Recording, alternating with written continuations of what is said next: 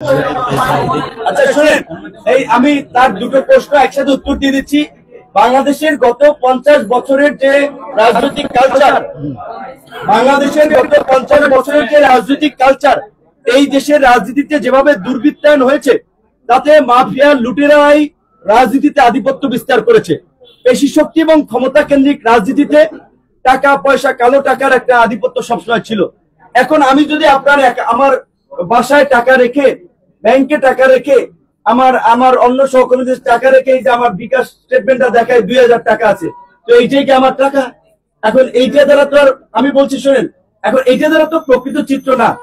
এখন বিষয়টা কার অবৈধ টাকা আছে, বৈধ টাকা আছে, সেই বিষয়টা নিয়ে আমরা কথা বলবো না।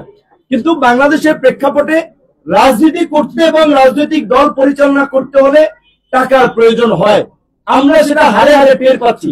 আমাদের টাকা নাই বিধে এই মুরগির খোপের মতো একটা কার্যালয়ে আপনাদেরকে বসাইয়া, ঘামাইয়া, ভিজাইয়া এই যে সংবাদ সম্মেলন করতেছি, নিজেরা কষ্ট করতেছি। আমাদের সক্ষমতা নাই বিধে আমরা পূর্ণভাবে ওইভাবে প্রোগ্রাম করতে পারি না। রাজনীতি যদি কেউ বলে পাবলিক দেয়, অমুকে দেয়, এই অনেক ক্ষেত্রে ভুল কথা।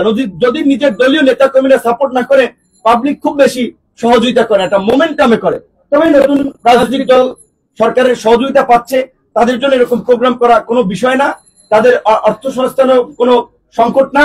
যদিও আমরা বিরোধী দলে থাকা অবস্থায় আমাদেরকে নিয়ে নানান ধরনের প্রোপাগান্ডা চালানো হয়েছে, এখনো চালাচ্ছে।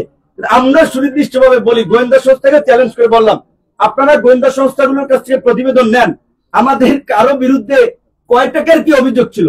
আওয়ামী লীগের প্রোপাগান্ডা আমাদের চরিত্র উন্নয়নের চেষ্টা করা হয়েছে। আর এখনকার যারা পরিচিত নেতৃবৃন্দ ছিল, তাদের কোথায় কি আপনারা খোঁজ নেন। আরেকটা কথায় ভাই যেটা বলেছেন যে প্রধান উপদেষ্টা এবং প্রেস সচিবের রেফারেন্স দিয়ে গণমাধ্যম সর্বকালের সেরা স্বাধীনতা ভোগ করছে, কথাটি কতটুকু সত্য সেইটা তো গণমাধ্যম কর্মীরাই জানেন। প্রধান উপদেষ্টা অবশ্যই একজন প্রগতিশীল চিন্তা ভাবনার মানুষ, আন্তর্জাতিকভাবে সম্মানিত এবং সমাদৃত একটি মানুষ, পশ্চিমা দেশে থেকে চলাফেরা করে, তার আমি মনে করি একটা উদার মানসিকতা আছে। এখন তিনি হয়তো ভাবছেন তার মতো সবাই উদার, কিন্তু তার আশপাশে যারা আছে সরকারে, তারা কতটুকু উদার, কতটুকু প্রগতিশীল, কতটুকু তার মতো চিন্তা করছে, সেটি তো তার গত 6 মাসে বোঝা উচিত।